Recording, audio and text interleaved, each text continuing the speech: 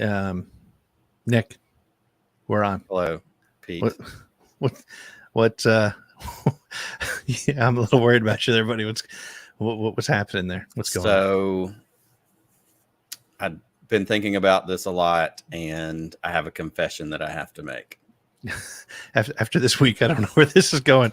What do you got?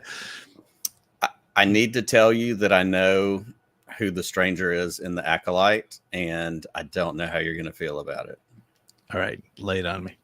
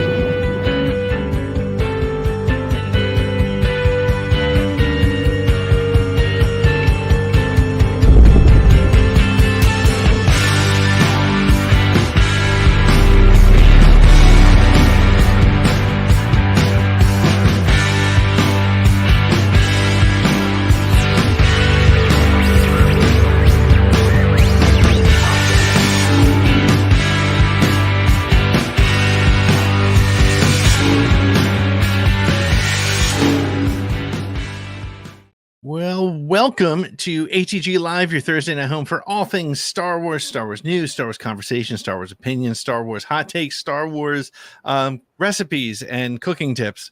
Not that last part, unless we have like Kelly Knox on or something like that. But we don't. There will be no cooking tips tonight, I don't think. Unless somebody wants to leave a voicemail. And by the way, before we even jump into anything, we've been asking for your voicemails. I get it. It's hard to pick up a phone and use your phone for anything other than texting. But if you want to give us a call at 504-321-1501, I'm jumping straight in with that, man. You see, I'm just going straight into that. Leave us a message. We're going to go blind with some voicemails later tonight if you leave them during the show. So please feel free to do that. But Nick, I haven't even said hello to you yet, even though you feel like you tried to fool me, because I was like, I thought we saw who the masked stranger was, and I just didn't know it was happening. So yeah, I've been sitting on that for a minute. It was time to get it off my chest. I feel much better. Well, good. I was gone last week. I actually think I was gone 2 weeks ago when I had a commitment here in town. I think maybe I missed I either 2 weeks in a row or 2 out of the last 3 every other. I don't know. Time is a flat circle, and most of the time it just smacks me in the head. So that's fair. That's fair. But I'm glad to be back. I'm glad to be talking about the Acolyte tonight. We've got some news to get into. We've got a bunch of friends hanging out watching already. So hey there. I see Tumed. I see Fanboy Cantina.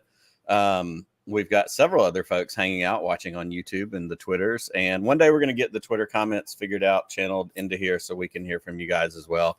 But if you want to comment and we want to entertain your comments as a part of the conversation, jump over to YouTube, start watching us right there. You can jump in the live chat. And like Pete said, call the voicemail number. We'll bring those up. If we get some during the show, we'll check them, during a break. And we would love to hear your thoughts about the Acolyte, what you think is going on, or anything about this banana pants episode that we just had. My gosh. Lots to get into tonight. So I'm excited to be back at it.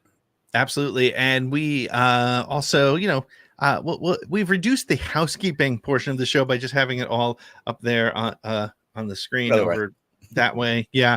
Follow us on all the social medias. And if you're watching us on YouTube, hit like and subscribe and share this and all that good stuff. If you want to join our Patreon program for as little as $3 a month, you can be part of the show when we do our one-on-one interviews. We haven't done much with the in-depth interviews lately, but we're lining a couple things up, so now's the time to do that. You also get discounts on swag, almost like a summer hiatus. Maybe it is. It's kind of like back summer in the break. day. See, look, we're Gen X. TV used to be seasons, and like the fall was when all the stuff. Do you remember? Okay, I'm going to go on a little tangent for just a second because we are going to talk a little bit about Disney Star Wars television. But do you remember the fall preview TV guide episode that would come out? Yep. Oh my God. It was, everybody looked forward to it. That all was the pictures, best, like it's always like a combo cover thing with all the different faces of your favorite TV characters. Yes. What's the next season of Cheers going to be? What's, whatever it is. Right. And now we have the internet. So, and streaming shows, which are only 8 episodes. Fun than TV guide most of the time. Oh my gosh, for sure. Well, I don't know. Do you think that's enough housekeeping? Do you think we should? I get think to some it of is the news enough stories housekeeping. Let's get to a toast real quick before we. Oh, get that's to right. I'm so sorry. Yes, that's okay. Yes. It's part of my deal. Bringing it back.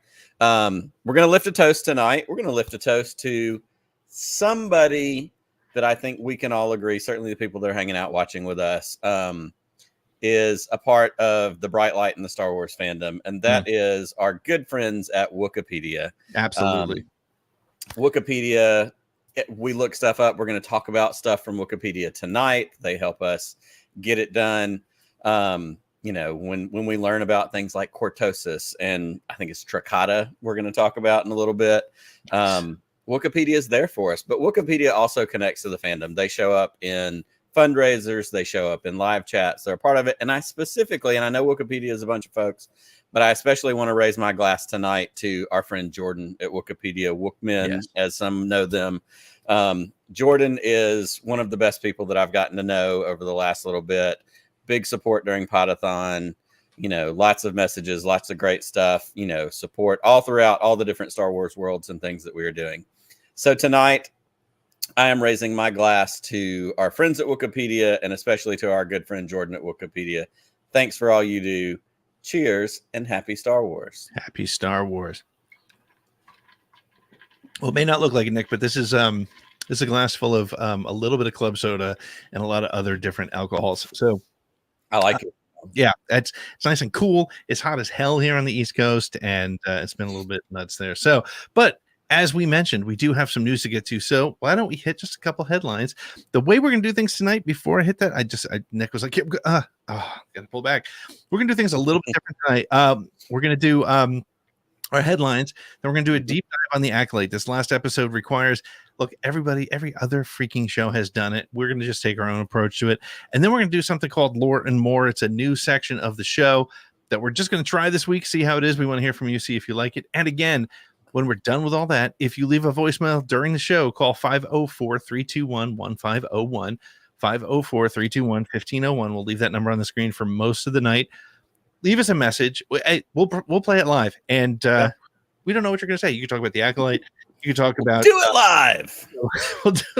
Talk about how much better the Phillies are doing than the Braves, if you like. Now, stop it. We're not going to have that slander. Although it is true. Next commercial break, I'm going to have to check the update because there's a bet that's still floating out there, and I haven't looked in a while to see how in the hole I am at the moment. Exactly. Well, let's hit some news.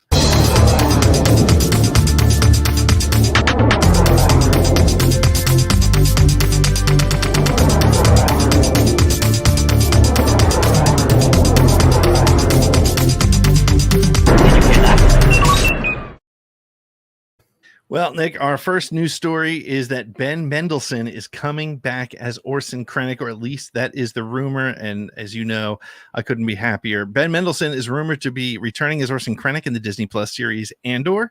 According to the playlist, Mendelsohn's comeback will be in the second and final season, likely in the last 3 episodes, leading directly into Rogue One, a Star Wars story.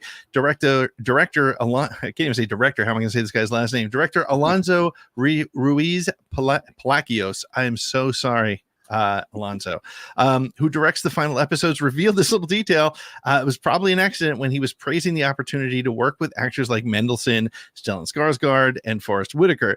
Despite Mendelsohn previously downplaying his involvement, this news aligns with some past speculation about his return. Diego Luna, the lead actor in Andor, confirmed the presence of Rogue One characters at a Superhero Comic-Con 2024.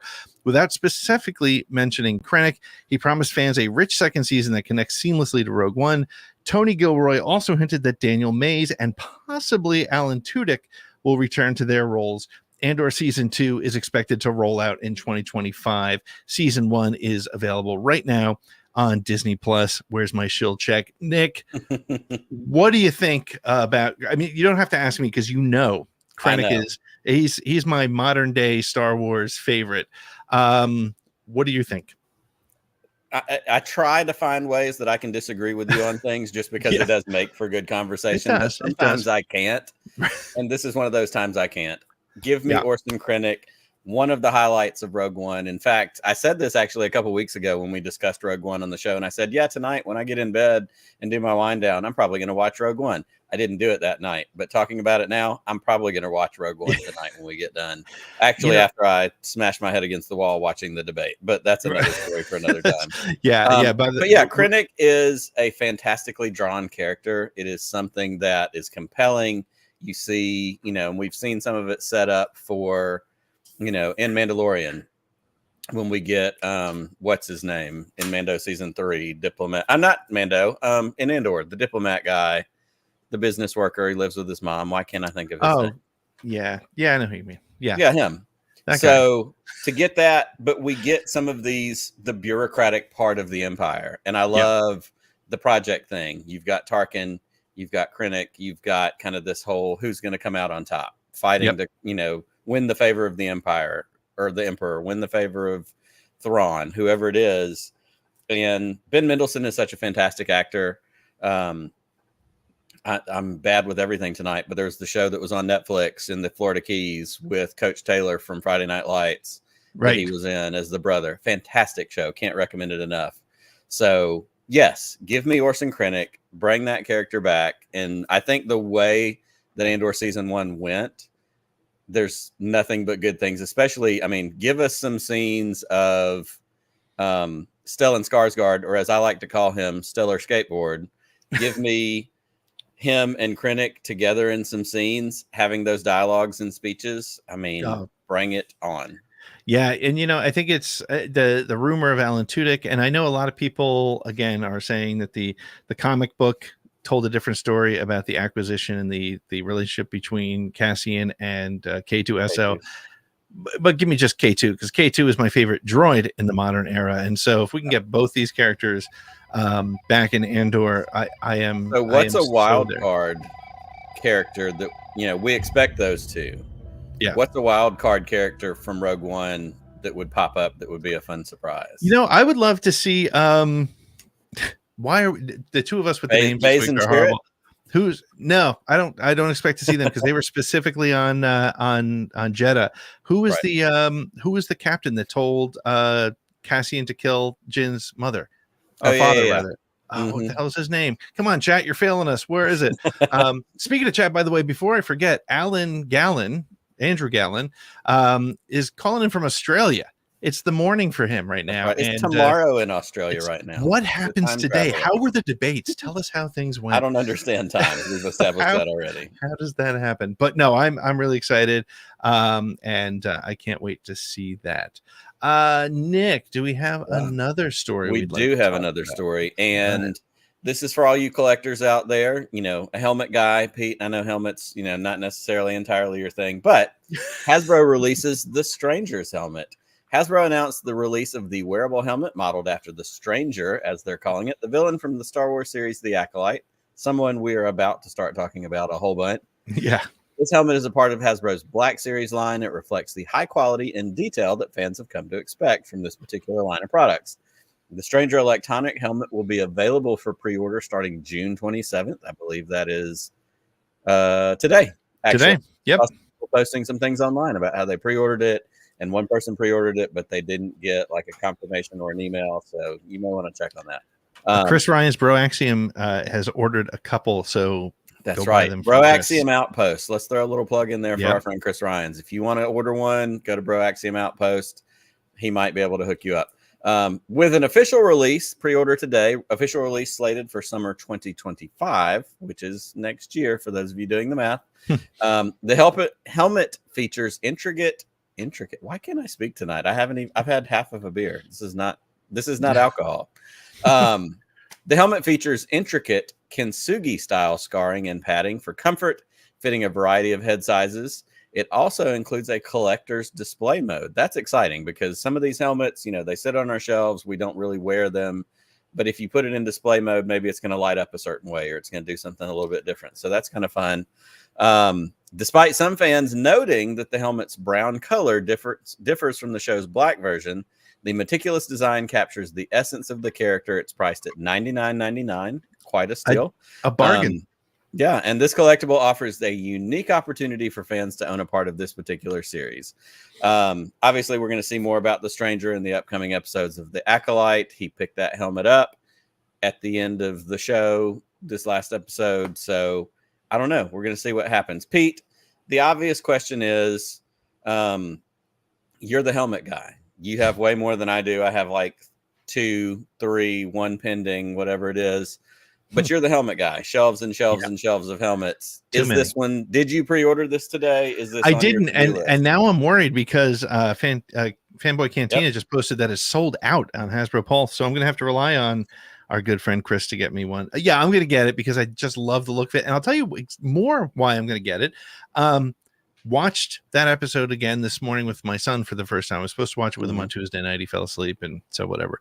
Watched it this morning, and again, the whole the Star Wars litmus test. He created his own Stranger costume. He grabbed Kylo Ren's helmet off my shelf because he sees the connection. It's not that hard. And he said, if they come out with this helmet, you got to get it. And I was like, yeah, we're going to do that. Funny you should mention that. But yeah, but you know what? I think as excited as I am about this, I was going to ask you, if there's one helmet you could get, if Hasbro would make one Black Series wearable head thing, I say that because it doesn't have to be a helmet. It could be whatever. Which one would you want? So this one's a toss-up, and I have thought about this a little bit because I know these exist from other companies, other places, but Black Series is my jam. It's in my price range. It's good quality and I'll say this too. This one exists, but I don't have it. But I got to see yours when I was up there for Podathon. Yeah, that Captain Rex helmet is something else. Like the quality on that is phenomenal. Yeah. But if of the ones that aren't out there, it is a toss-up between the Dark Trooper helmet and the Shore Trooper helmet. Shore Trooper I would love. Yeah, Danua Novo has one, but it's like $600 or something. Yeah. And this is a good point from Andrew in Australia. Also, Ezra's Biker Scout helmet painted by Sabine. Like I've got a Biker. I've said for a long time, the one I want is the Biker Scout from Return of the Jedi. It's on its way. It's going to get here at some point. I'm excited about that. But there is something about Ezra's painted version that Sabine did. So yeah, absolutely. Those would be my answers. Dark Trooper, Shore Trooper. I mean, what did it? Dark Trooper? Yeah, Dark Trooper and Shore Trooper. Death Trooper rather. Yeah, Death Trooper. Yeah. But what about you? Do you have one that? I have one that I want. Yeah, because like. I don't wear these. I know that's hard to believe. I don't walk around my house. I don't like get breakfast in the morning wearing my Darth Vader. I don't believe that. I came to your house a month and a half ago. You saw me in the bathroom. I saw you wearing a different helmet. No, but for display purposes, I want a 3PO head more than anything. I want a high quality C3PO head. Eyes light up. And it's not going to fit on anybody's head because Anthony Daniels' head is a little bit tiny. And also the way it works is it's very That's the one that you got there is about. That's all we got, right? This is the Hallmark Christmas ornament. Yeah, and well, and you can see I have a couple years ago. Rydell came out with helmets. Yep, you can see it kind of right there. I see it right there on the edge. And they had a 3PO, and that's the closest we've been able to get. So yeah, why isn't there a 3PO Black Series helmet? It's a good one. They made a Spider-Man mask that people could buy, and it has like the crazy eyes and whatever. So. I like that 3PO, a little outside the box. Yeah, I think we could do that, right? So that's it. No, they have not done an Indoor Rebel Commando helmet. That's a cool one. That would go great with my beard. And I'd you could be Return of the Jedi Captain Rex at that point. Correct. I'd have a little bit of everything on that. But well, we're going to take a quick break, and when we come back, we are going to dig into the Acolyte. We're going to bring some of our thoughts. Again, we want your voicemails 504-321-1501. 504-321-1501 and leave us a voicemail. We'll get to it at the end of the show. You'll hear it tonight. If you leave it tonight, hang out to the end, you'll hear it tonight. Say whatever you want. We don't care. Tonight. Like a monster truck show. Be there. Sunday. But we're going to take a quick break, and when we come back, we're going to take a deep dive into the Acolyte episode number 5. Hi, I'm holding for General Huggs. Where are those transmissions you sent? So who talks first? You talk first? I talk first? A communications disruption can mean only one thing. Okay, I'll hold.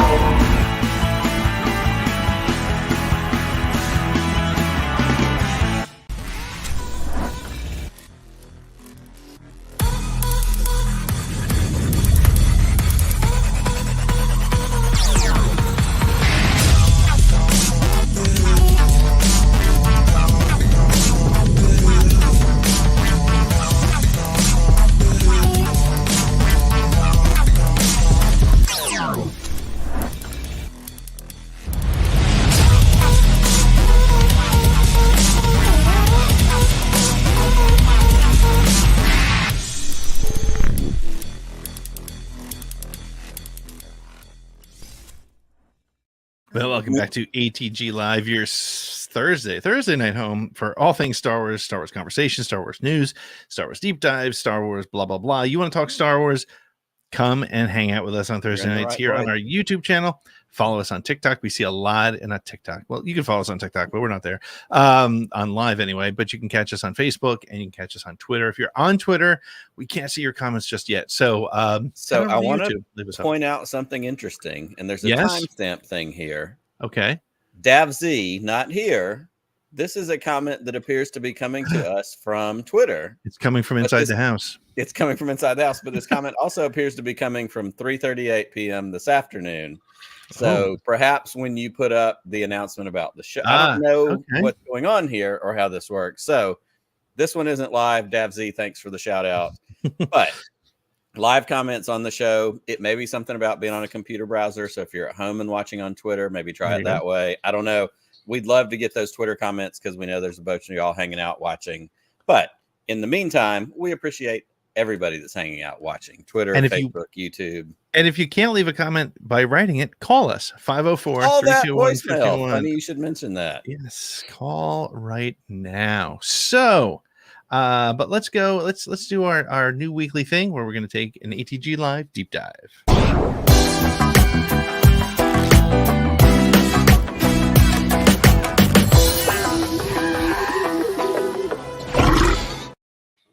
All right, we put these little bumpers in so Nick and I have just enough time to grab another shot and not look rude on screen. Literally, as it was running, filling back up, so. Finishing and filling. And let me just say, 2 points of personal privilege. Sure. Our friend Fanboy Cantina hanging out in the chat tonight. Oh, look at that! I am indeed rocking the Skywalker Ranch pint glass tonight that you sent me, so thank you for that. Nice. And Pete, I did do some research offline. As it stands right now with our Braves Philly bet, I am down $17 for a collectible of some sort that will not head your way because they're going to turn it around after the All-Star break. I love a good All-Star break. I love a good second half. It's early, but Braves are having a moment that's not great right now. I think I picked the right year to implement this bet. So for those of you who don't know, at the beginning of the season, Nick and I bet for every game differential in the standings between the Phillies and the Braves. The Phillies don't need to be in first. Braves don't need to be in first. It's just the difference between the two of them. Just so happens the Phillies are in first. $2 per game. Yep. And they have to buy a collectible at that rate. Yep. So and it's loser's choice for that amount. So right now, the ball is in my court. If the season ended today, I would have to buy a $17 collectible of my choice for Pete. Something Star Wars related. Maybe from Broaxium Outpost. And they could just you know me. I'm a weird out there eBay deep diver. Like you're going to get like a weird, vaguely sexual C-3PO tape dispenser or something like that. I would definitely take that. I would absolutely take that.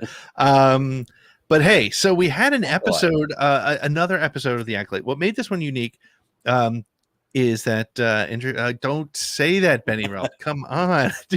He just cursed my team. I'm feeling better about this all the time. Thanks, Benny. So let's talk Acolyte. Yeah. Episode 5. What made this episode unique is that it's the only one, the first one, that there weren't previews sent to journalists and outlets and anybody who was getting them. So this was a first for everybody. And thank goodness, this was the kind of episode you just wanted to experience with everybody. It was 34 minutes of almost straight action, top to bottom. And as we called it in our thumbnail for this particular episode, it was the red lightsaber wedding of Star Wars. Nick, and maybe this is a good time to point out, if you haven't watched it yet, you're in the wrong place. We're thankful you're here, but we're about to get all kinds of spoilery on this particular episode. There's no other way to talk about it. Right. So if you haven't watched it, we love you. Stop right now. Go watch it. Pick this up on the replay in another hour, 37 minutes, whatever you need to get past that episode, because we're diving into everything that happened. And yes, red lightsaber wedding. Top. My goodness. Yes, Andrew, it was absolutely packed as an episode. I'll say it one more time. Call us at 504-321-1501 and tell us what your thoughts were on this episode. Try to keep it under a minute and a half. We'll play it live a little bit later on in the show. But Nick, what were your thoughts when you finally got the chance to sit down and watch it? How did it hit you?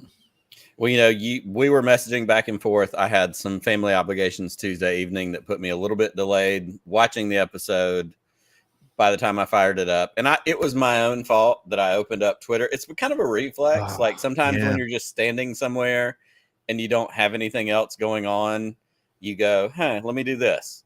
Twitter had no chill on Tuesday night when it came to hey, speaking of Jordan, what's up, Jordan? Just sending you a shout out. We toasted you earlier in the show, so when you get a chance, go back and check that out. Glad to see you. Twitter had no chill Tuesday when it came to the show, all that kind of stuff. And it was one of those moments where it was just like, holy crap, like this show and what is going on here. So by the time I got to it, even seeing that stuff, like, again, the gas pedal was down to the floor from the beginning of the whole thing. Yep.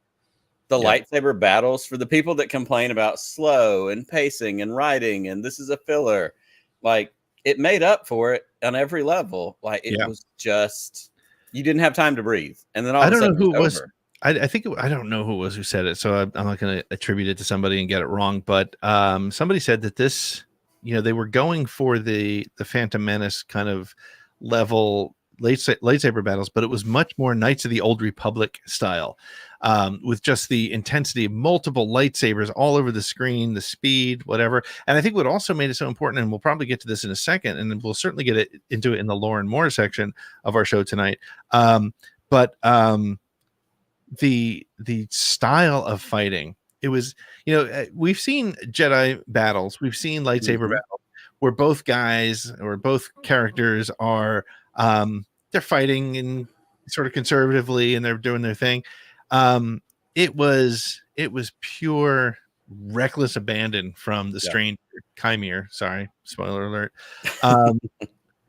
Reckless abandon, and just some of the what was shocking to me. So I was watching it with my son.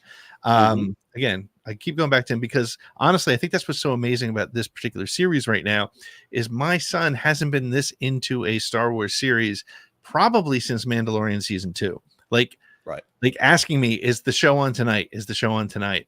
Again, he missed it because he fell asleep early on Tuesday and we watched it this morning. But he turned to me about 5 minutes into it and he was like, this is full on horror movie, Dad. And I was like, you are 100% right. The deaths that we got were, again, that's why it's Red Wedding. It was, that's, I think, and I'll shut up in a second and let you talk. But one of the things that's so great about the era of this show, Book of Boba Fett's not going to die, right? Mandalorian, Mando's not going to die yet. Ahsoka, we knew she wasn't dying. We knew it was coming to World Between Worlds, whatever.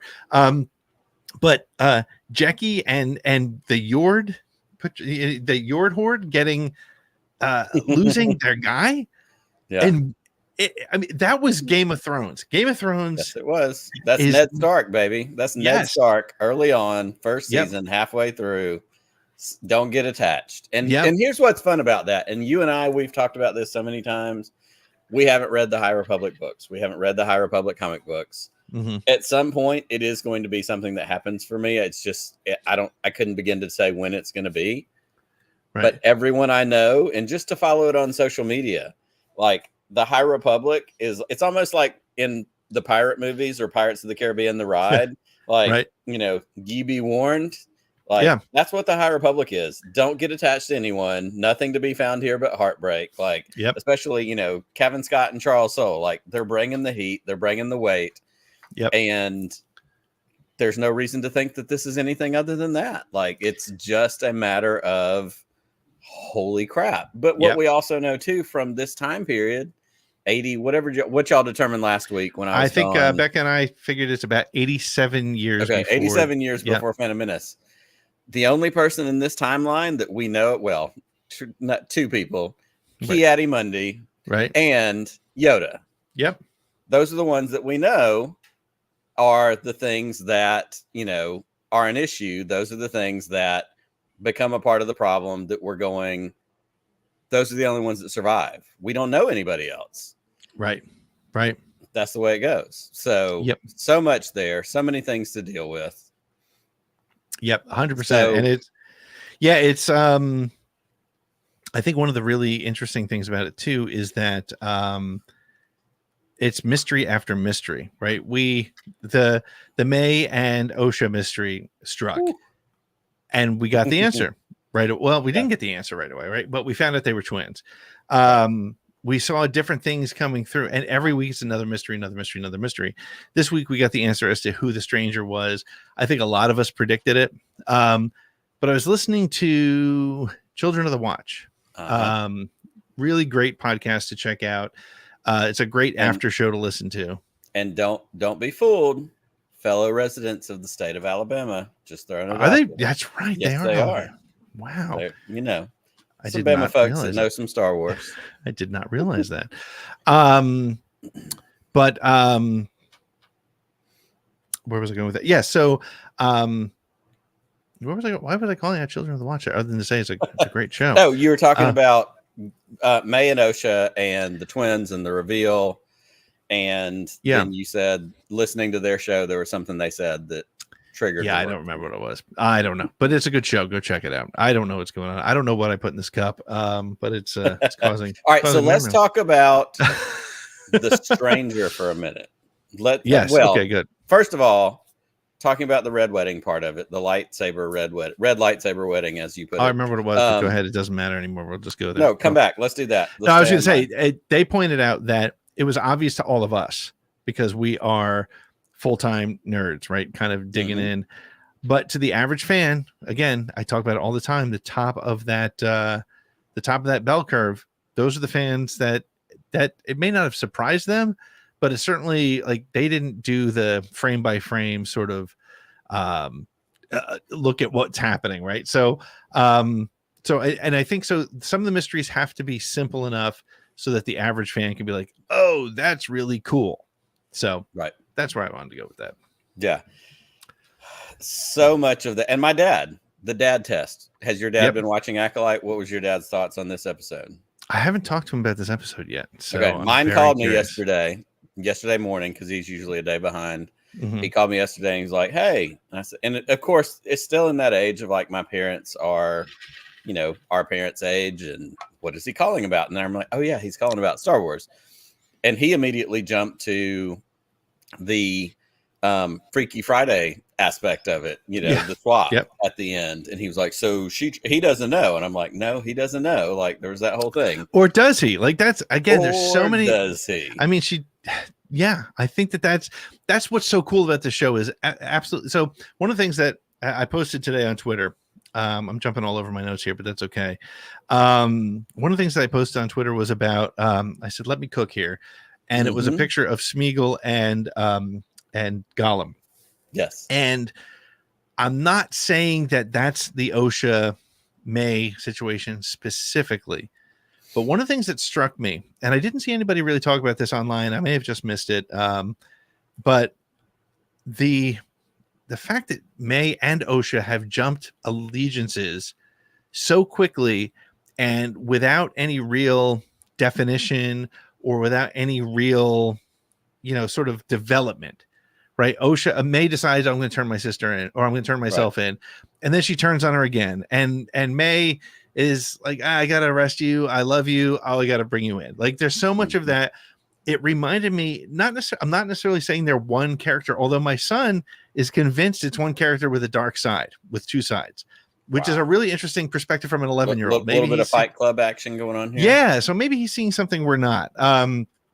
But I do think that there's at least some sort of mental connection, or maybe they're being controlled by one person somehow. So I think there's some sort of very deep connection that's just not flying out as obviously. So I'm excited to see where she's going. Right. What about the stranger? Obviously, here's the thing. I don't get predictions right very often. Right. but I called this one, and I don't know if I called it on the show or if I just called it in a text with you. I don't think I did it on the show because that'd be too much to hope for that I could actually claim, hey, I got something right. We'll have to go back and then clip it and exactly make it into a whole thing. Yeah. But we get the stranger. We get this reveal of who the stranger is, and that was a big deal. And it came with, the helmet, which we're going to talk about in our next segment when we talk a little bit about legends and canon and some other deep dives, that kind of stuff.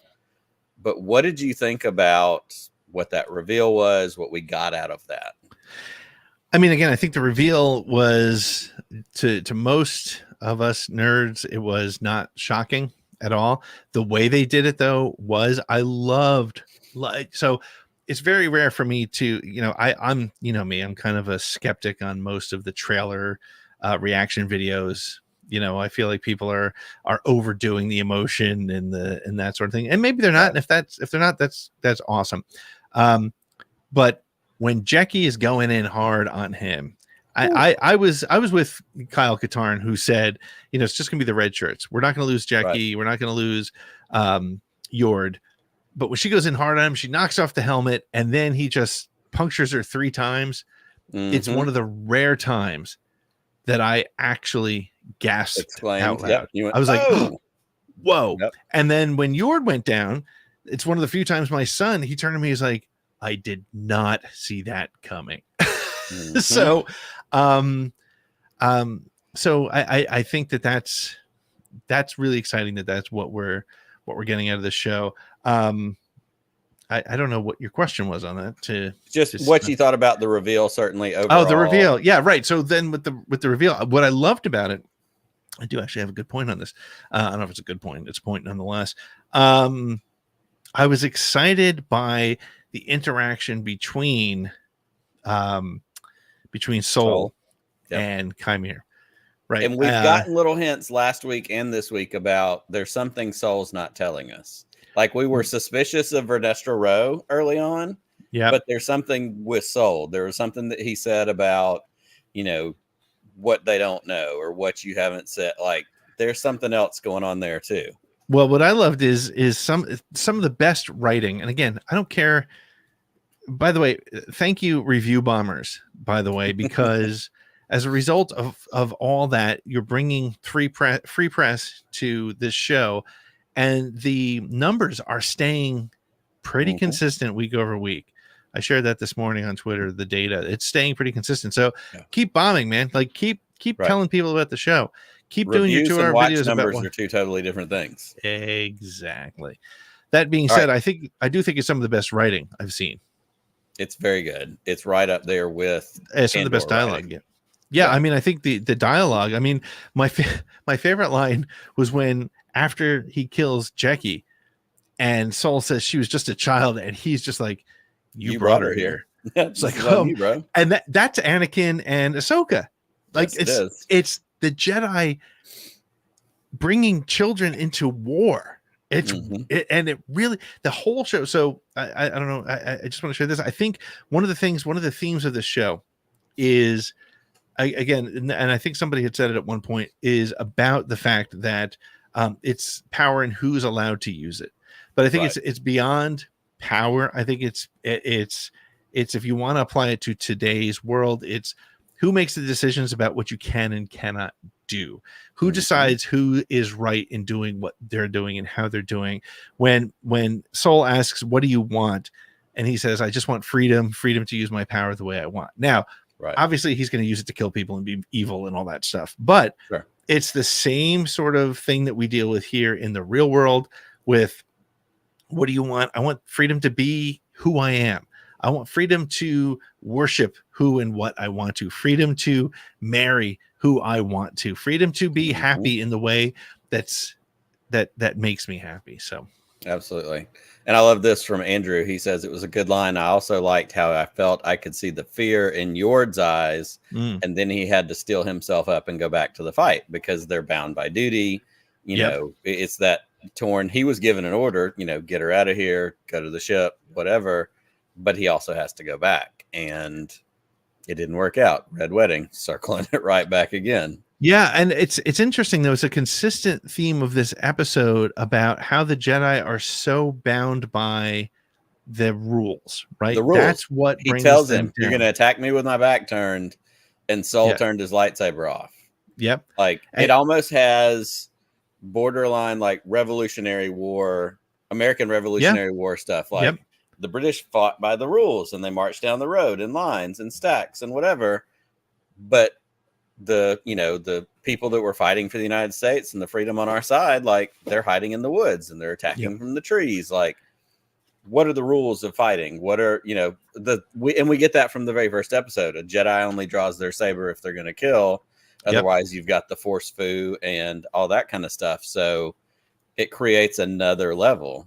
Yep. Well, and I think my favorite line of the episode, it might be one of my favorite lines since this is the way, is when he says, if you never follow rule, he goes, rules. If you never follow them, you never break them. Right. And I think that's what the Jedi have done. They've created all these rules, and it was the downfall of Anakin. It was the downfall of the Jedi Order. So I have to ask another stranger question, because this is where we are right now. And I saw this. Our friend Adam Frazier on Twitter posted this up. I'm gonna throw this up here, and this is gonna be for you, Pete. This is a trigger warning because there's a comic book thing in here. Oh no! More specifically, it's a comic book that you're on very much on record as saying, "I don't like this." But we have the Rise of Kylo Ren. Yep. We have Ren, and we have the Stranger. Yep. We have left arm with the gauntlet. We have the helmet. Yep. We have no shirt. We have the cape. Like, we have the the burn scars. The scars. Like, we have. I mean, is this a, Ren going all the way back to original Ren, Knights of Ren prequel? Like, is this connected? It has to be inspired in some way. Well, back in May when I first saw the helmet, I tweeted about it being a. I tweeted about the leftover helmet. Rise of Skywalker, Knights of Ren situation. Yeah, well,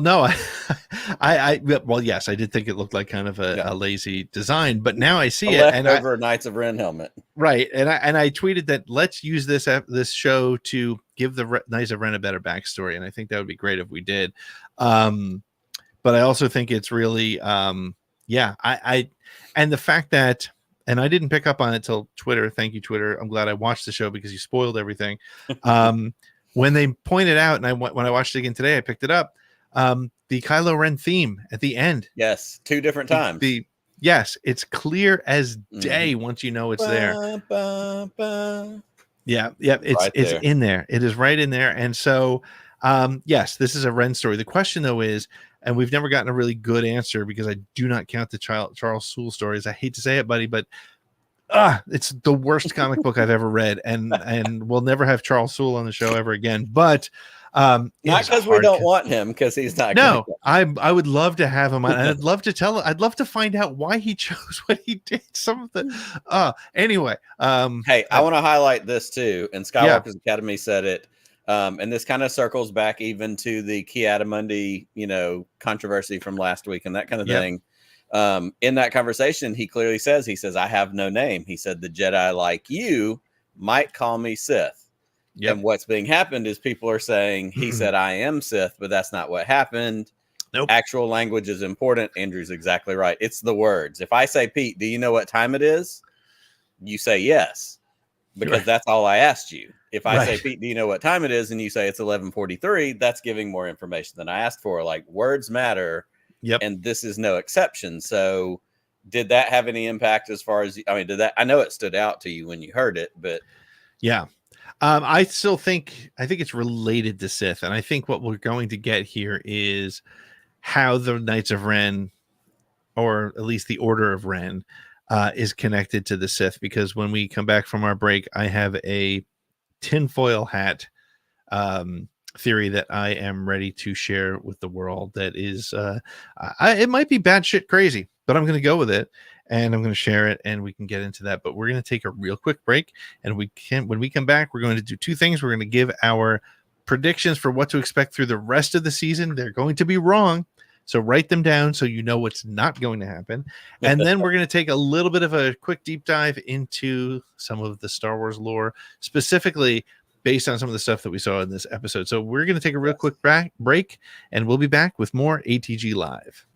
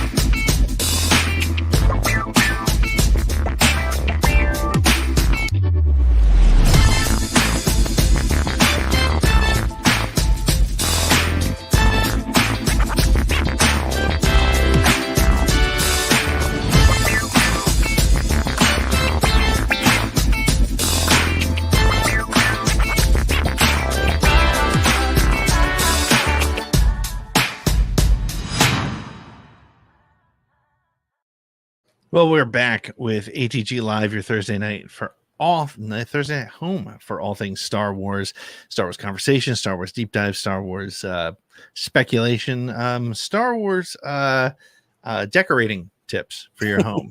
All the things Star Wars. Anything Star Wars. Speaking of Star Wars, what? Just saying it one more time. Yep. There's a voicemail line. If you look right down here, scrolling across the bottom of the screen, 504-321-1501. Call us, leave us a voicemail.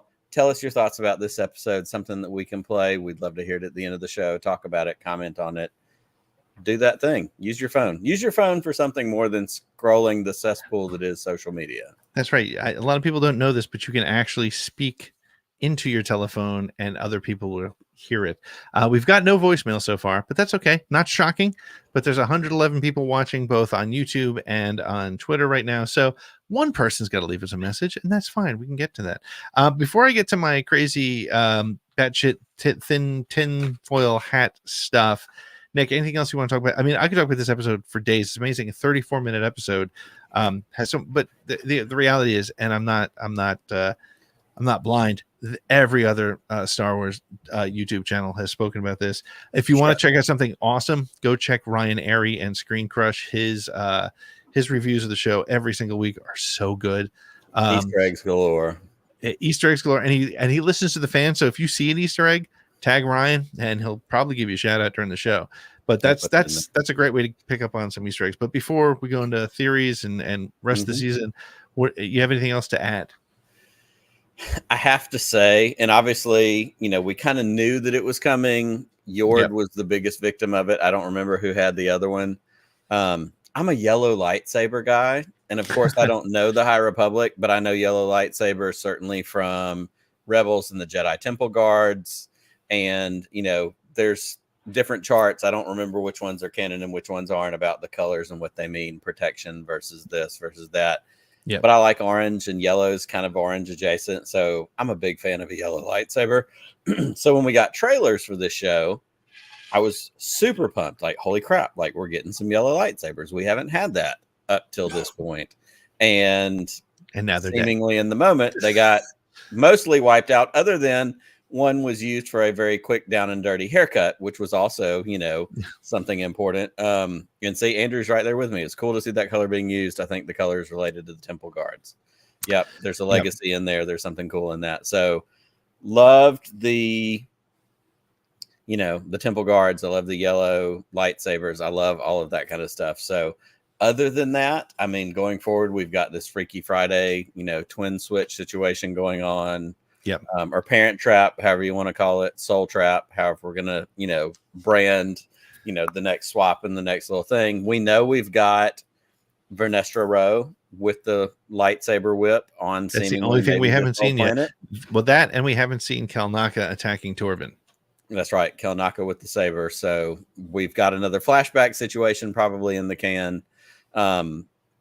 So yeah, now I want to watch this episode again. Just everything else that we've talked about and seen and going on. This episode is worth watching again because it's so good. And honestly, I think, look, I wish every episode was as long as House of the Dragon episodes.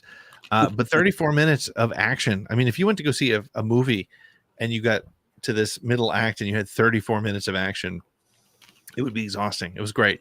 It was so good. But you do bring up a good point. So as I think about what we're going to see moving forward, I'm going to make a prediction. This is my crazy prediction. Now, I've been right or pretty close to right about predicting the dates of show releases. So I'm gonna put some of the chips that I've won from those bets in on the table for this one.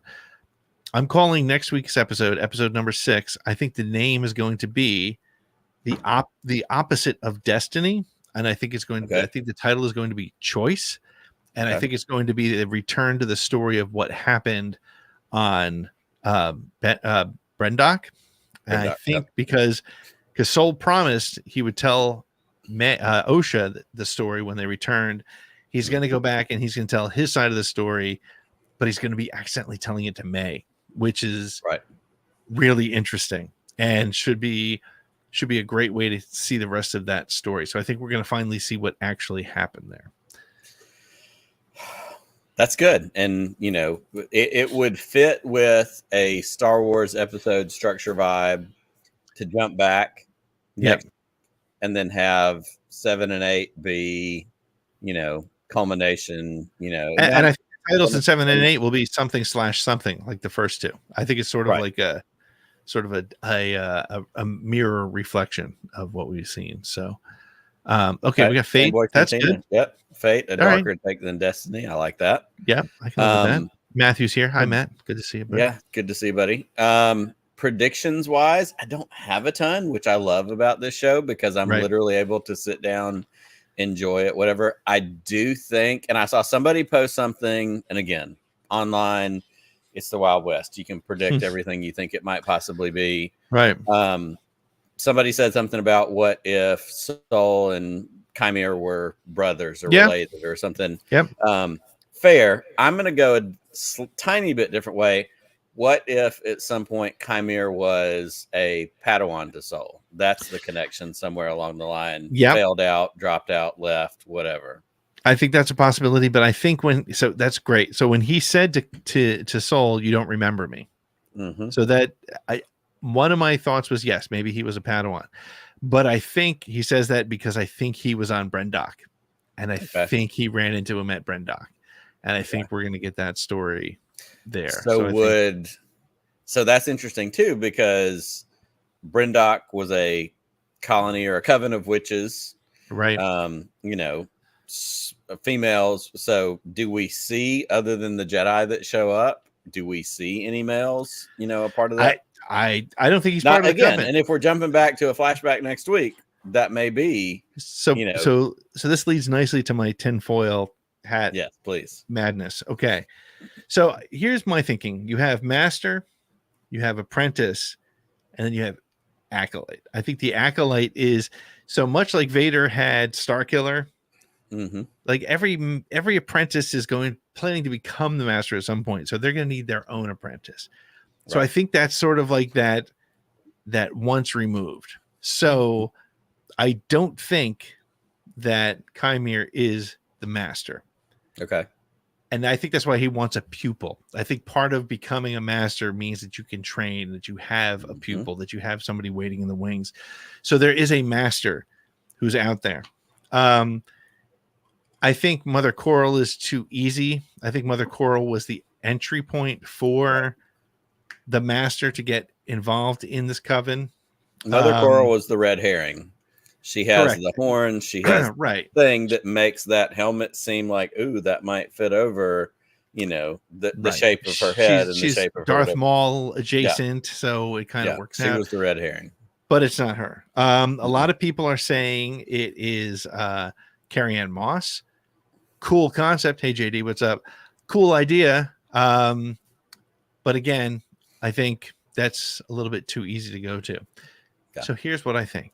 I think what's going to happen in the next, not this upcoming episode, but I'm going to say the one after this one, episode 7. somehow Soul gets back.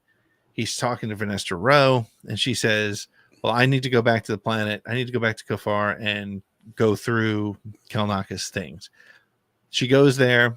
She comes face to face with Kymir, and she then reveals to us, the audience, that she is the master, and she attacks him with that light whip and says he's sloppy. He's come out too quickly. He's revealed himself to the Jedi.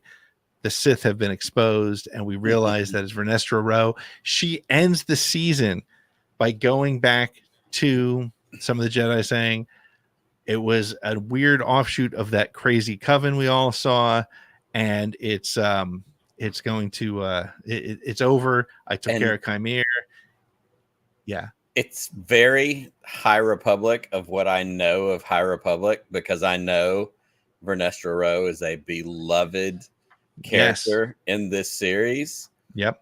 But it also tracks 100%, as we talked about earlier in the show, with the heartbreak and the death and the whatever, to have your legs kicked out from under you. Yep. For her to turn out to be that big bad in this situation. We've already had people, who, like, we were suspicious of her in those early episodes, not knowing everything else behind. But our friends who did, like Becca and some of those other folks, said she's being portrayed differently than, what was in those books. The person of principle versus this person now who's like, don't talk about it. It's going to be a thing. Like, well, and yeah, think about this. She has been the one sending him on these missions. Right. And she's been saying things like, look, we got to kind of keep this quiet. This is not good for anybody to know.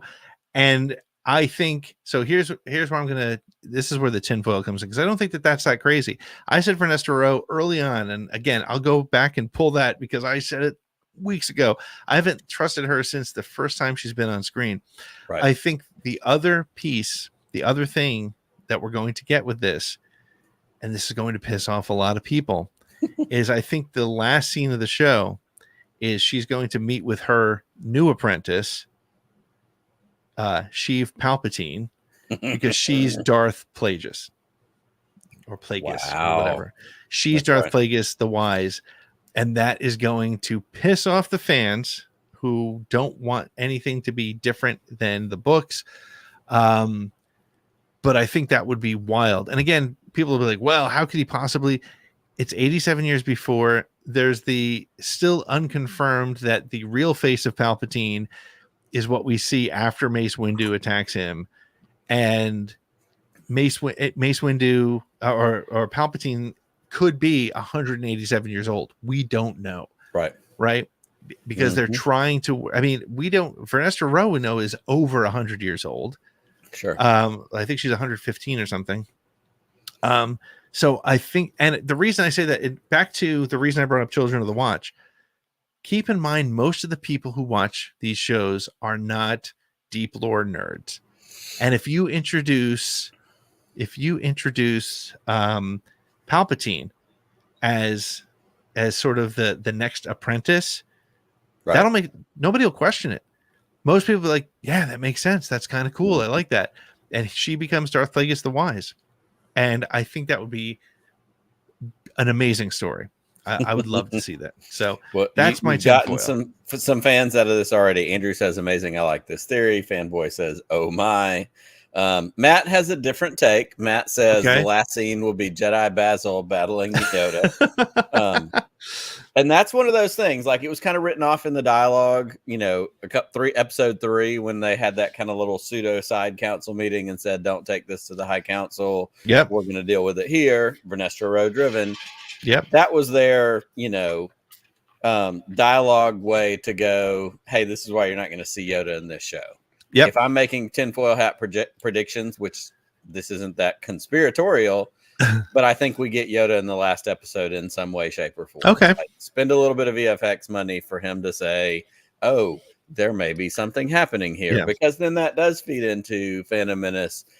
Yoda has to be the one that, even though we don't do it, and when we see him in, the shroud of the dark side and the whatever, like, there still has to be an underlying gut force feeling pointing him in some other direction, because that's who Yoda is. Well, and you weren't on last week, but one of the things I said last week is I actually love the fact that it was Ki-Adi-Mundi in there, because he is the one that says the Sith have been extinct for a millennium, and it makes you, when you watch that line now, you're like, oh man, he was like, maybe he was kind of not in on it, but in on the Jedi sort of like, hey, we don't want to take responsibility for something that we didn't do, kind of thing. Right. So, so that's that. Do you have any? See what's going to happen. Any crazy ass predictions before we take a couple minutes to, if you still want to go into our, I do. I want to dig in just for a quick segment for a minute, but I think I'm good right now. I don't have anything crazy. I loved your, Smeagol Gollum situation. I'd love to see if there's something there. There's just that underlying supernatural, ethereal trend that is running through a bunch of this, that it could go any number of different directions. So absolutely, as Chris Ryan says, just gimme. It needs to be Tuesday again. Yes, absolutely. All right, well, let's get to a brand new segment here on the show, and I'll just run it.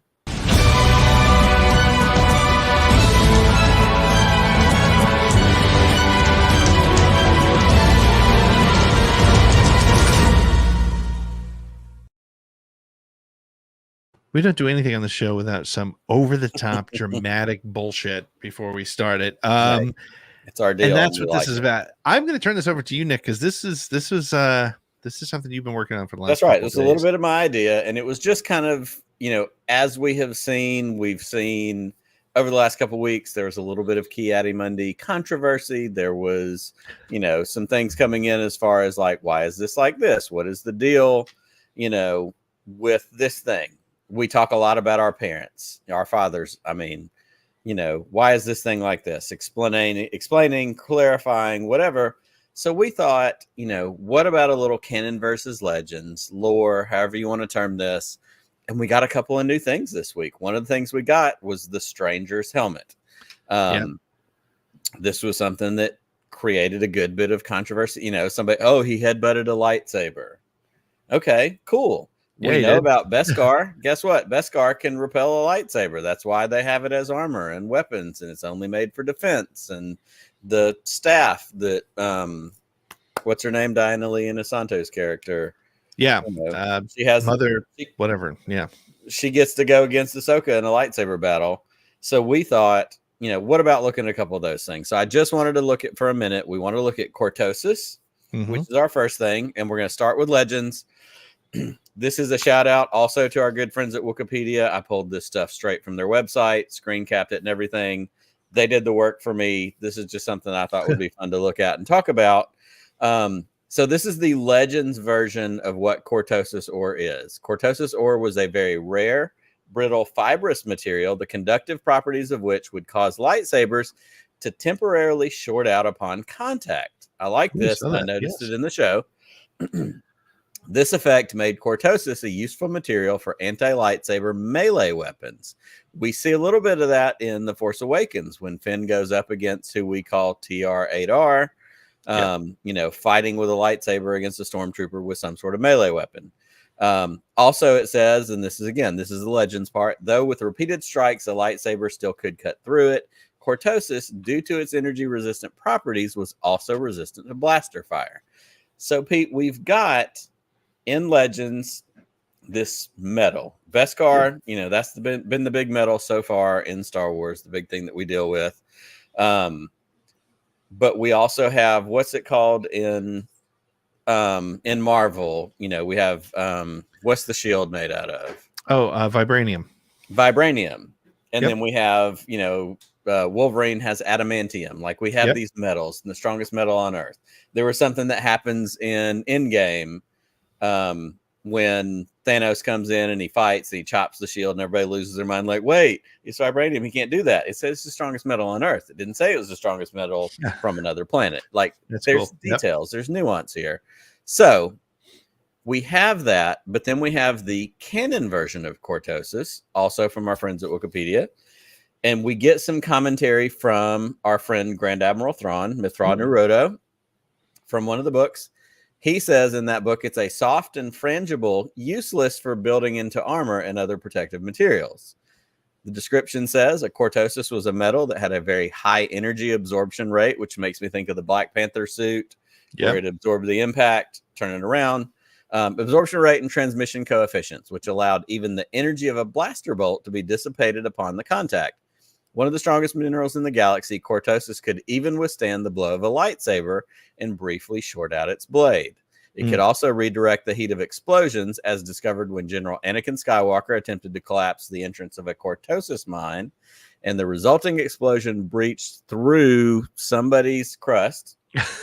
Despite these advantages, cortosis was very fragile until refined, making it normally useless as an armor and had difficulties with prolonged attacks, such as those of lightning guns, which would overload the material. So that's where we are. The stranger headbutts a lightsaber. We get lightsabers shorting out, and they're kind of having a moment. But as this battle goes on, that helmet kind of comes apart. The back part of it comes off at some point in the show. He has that gauntlet on where he does a block that same way. That's cool. And these clearly things Leslie Headland doesn't know anything about Star Wars. She doesn't know anything about Star Wars. Or she's clearly a fake fan. Yeah. Yes. So I thought that was fascinating, and I think some of that also comes from maybe one of the West End games back in the day, and that's part of why I like doing this segment or adding this segment in, is looking at things that happened a long time ago, and you can pull from it. There's all these things that Star Wars can pull from. Well, what I think about it's really cool is it's funny, again, watching it with Jack. He said, "Oh, it must be Beskar," and I was like, "Yeah, but it's shorting out the saber." And he's like, "Oh, that's right." And it's funny because he's got one of the Disney sabers, and so he kept pulling in and taking in and putting out his blade just so he could get that sound, that sort of shorting out sound. Clicking in sound, and it worked, and it was so, and it's drawing. This is where everybody who says Legends in EU is being ignored or has been thrown out the window. First of all, you can buy the books. They're still publishing the books. They're still reissuing the books. Enjoy them. They're there. They're great. There's great writers, great human beings who wrote them. Great stories, fun stories. But, as Ahsoka said, in every fiction, there's a bit of truth. And if you look at Legends as the fiction and canon as the reality of a fictional universe, it's not real. It's not real, people. It is cool to see these things starting to come in, and the fact that cortosis was brought up in the Thrawn trilogy with Anakin, which came from Legends. It's a great time to be a Star Wars fan. Yeah. That's really what it comes down to. It 100% is. And we've got one more of these also. Something else that we noticed, and let me make sure I get this in the right way. Legends. Okay, so we're gonna start with this. Trickata. For anybody that noticed this, Trickata was a form of lightsaber combat developed for taking advantage of a lightsaber's ability to be turned on and off. Unique quality in a melee weapon, created by a Jedi consular in the days of the Old Republic to compensate for weaknesses using a lightsaber. Based on quickly shutting off, then reigniting the blade. We see some of this in Rise of Skywalker. We see it in Last Jedi. With these fighting kind of things to confuse the opponent, allow for diversionary feints in combat, mixed with Jarkai, which I think is a hand-to-hand combat style. I don't know all of this. Trickata was extremely effective against multiple opponents. However, this method was greatly frowned upon and was never used by the Sith or the Jedi, which is interesting for all the controversy and questions about, right? Is the stranger a Sith? Who is the stranger? The Sith claimed that it showed weakness and demonstrated a lack of power, while the Jedi claimed that this form was unsportsmanlike. Regardless, this lightsaber form was not widely used. So, okay, cool. We have this thing. We see it with the stranger. On and off. Yep. We get the hole punch with Jackie. I mean, I love the way the lightsaber came apart into the two pieces, created a new, something else. So if we continue with this Trickata thing for just a minute, the description, it says, philosophically, it involved practical combat and deception rather than single-minded determination or endless patience. Rarely used by the Sith, their power came from passion, and it wasn't commonly used either by the Jedi because they didn't want to be deceptive. It does say the latter may, however, have utilized this technique on occasion, their purpose usually being to exert greater influence over the Force. So that's cool. One more thing in the Legends department, some known moves and maneuvers. Pass the blade. The duelist deactivates their blade as they attack, bypassing a block. We kind of see that. It's the hand drop. Arya does that with the dagger in Game of Thrones, with the Night King. She does it against Brienne when they're, dueling in the Winterfell. Unbalancing block, the duelist caught the opponent's blade with their own before deactivating it, causing them to stumble. If you're both pushing against each other, you turn it off for a hot second and they miss their step, you turn it right back on, got them. Correct. And then this one I like, flash slash. It's not as easy to say as you think it is. Activation of the duelist blade only for a moment, allowing just enough time for the blade to reach full length while being swung, then deactivated again. While we don't see it necessarily in a swinging mode, we get a lot of like punching. I hate to say this, but Jackie got hole punch 3 times. Boom, boom, boom. Bing, bing, bing. It was not, stab, stab, stab. It was punch, punch, punch. So those were the 3 kind of legends, versions of this, connections to that. But it's not just legends, right? Yeah. It's not just legends. So there's a canon. This is a canon entry from Wikipedia. It says Trickata was a style of lightsaber combat that involved turning the blade of the saber on and off during a fight. A skilled saber wielder who did not follow the traditional rules of lightsaber combat, which is what we see with Soul. He says, "You're about to attack me while my back's turned." And Soul literally stopped, considered it, and turned it off and waited, because that's what the rules were. That's what he was supposed to do. It says the Sith, known as the Stranger, used Takata while fighting a group of Jedi on Kofar 132 BBY. I love that we get to pull these threads. We get to pull this deep lore. And again, like you said, jokingly speaking, Leslie Headland, she clearly doesn't know anything about Star Wars, but we're pulling from legends to be able to use it in canon. And this has happened for years. You and I grew up and went through those times where the EU books and the Legends books were all we had. Yep. And look at where we are now. We're pulling in stuff like this. We're pulling in Thrawn. We're pulling in characters which just serve to enrich the story, which I think is phenomenal and so much fun. And it's kind of cool too, because as we just saw in that definition in Legends, again, maybe that style was legendary. It was so interesting to watch Yord be like, I don't know how to fight these guys, because he was never trained in anything other than the way you're supposed to do it. I like your comparison to sort of the British Army and the Revolutionary Army in the United States. This was a different way of fighting, and they didn't know how to respond. Hey, they're breaking the rules. Yeah, well, we're trying to kill each other. So if I don't break the rules, I'm going to die. I'm going to change the rules. So it's very interesting. But again, it speaks to that hubris of the Jedi. What made The Last Jedi so special, made The Last Jedi so interesting, was that they went back and they looked at this. And here we are now seeing the beginning of the fall of the Jedi. This is the end of the High Republic. And Phantom Menace was that first sort of entry. So to see these legends, it makes sense. It makes the most sense that the legends are coming up here in this particular time. It's a lot of fun. And again, as we've said many times, it just continues to inform the narrative and give us more things to be excited about and enjoy. Absolutely. So it's been this show so far. I feel bad for people who are, I don't feel bad for them, fuck them. People who are just got demonetized. People who are not watching this. Look, if you're a Star Wars fan, and again, I'm not gatekeeping, this might not be for you. I get it. But if you like lightsaber battles, really creepy bad guys, if you enjoyed Knights of the Old Republic, if you like Battle of Terrascasi, because my Jack was saying, hey, they need like a Mortal Kombat game for Star Wars. I was like, well, funny you should say that. They had a really bad one back in the 90s. But they, it wasn't bad. It was fantastic. See, that's the age differential right there. That's where our lines don't cross. Unplayable for me. But what's interesting is like, this is giving us such a great story. And again, as my dad always says, as I always say, as you always say, that sort of definition of whether or not it's working is the 11-year-old kid who's watching it and looking forward to it. Right. He liked Ahsoka, but he wasn't like, I gotta watch it. When I told him that there was an episode that dropped, he's like, oh, cool, let's watch it. He loved Bad Batch. That was one of the few, but of course, if we're talking live action, which is where the money is.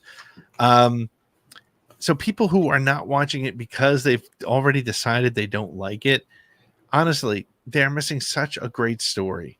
The story of this show is so great, and it is absolutely making the direct connections to the things that these people allegedly love. If you love EU and you're not watching this show, guys, you're missing it. Yeah, so this is for you. Yeah. I don't have much else to say about it, but I think what this will end up being, honestly, maybe more so than The Last Jedi and the sequels.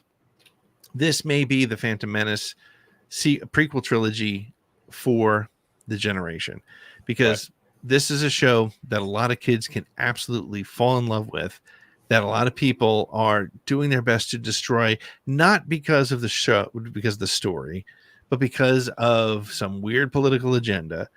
And I again, I'm not going to get pulled too much into it, but the reality is that's where a lot of that hate is coming from. The fact that there's been more audience score entries on Rotten Tomatoes for this show than all the other Star Wars Disney shows combined, tells you that nobody cares that much that they're going to go and leave a negative review. Not in that many numbers. It's clearly review bombed. Keep review bombing it though, guys. Keep going out there, because it creates stories and people are going to say, I got to see what this is all about. And hopefully it'll give them an opportunity to fall in love with the show. Like I know Nick and I absolutely have. And not because we're shills, but because we actually like this story. I think, honestly, 5 episodes in, other than Mando season 1 and 2, it's the best story I think we've seen. And might be better than, Mando is a great story because of what it is. It's a Western. It's a lone wolf and cub story, but this story has so much intrigue, and every time it ends, I want the next episode immediately. Right. So, give me all of it. Yep. Well, Nick, this has been a fun evening. We've had a lot of people hanging out with us. Twitter was en fuego. Thank you all for hanging out and watching our YouTube side. We got a bunch of comments here. Thank you very much. And hey, Andrew, it's early. You got to get back to work, buddy. Thank you for hanging out with us in Australia first thing in the morning. Excuse me. You can join us every Thursday night right here on our YouTube channel, right here on Twitter, 8 p.m. Eastern time. We talk about all the Star Wars news of the week. We talk about our conspiracy theories. We talk about our show theories. We take a deep dive into the show, and we have guests. And do we have a guest next week, or is it in 2 weeks? I'm trying to get next week is 4th of July. So we're going on Wednesday. Is that correct? Right. We're alternating the plan just a little bit. Pray I don't alter it further. That's right. Yes. More details forthcoming. Okay, so we will be live next Wednesday night. Correct, the 3rd. At 8 p.m., July the 3rd. Your fireworks can be on the 4th instead of hanging out with us. Go play with your family. And then Friday is the 5th, and we'll all be hungover. So, Nick, this has been a blast. May the Force be with you. Always. Just one more round, friend, then homeward bound, friend. Don't forget me in your dreams. Just one more song, friend, and then so long, friend. The nights get shorter, it seems. Just one more rhyme, friend. Yes, it's a crime, friend. But you know time, friend. Time can fly. So it's good night, friend. Good night, but not goodbye.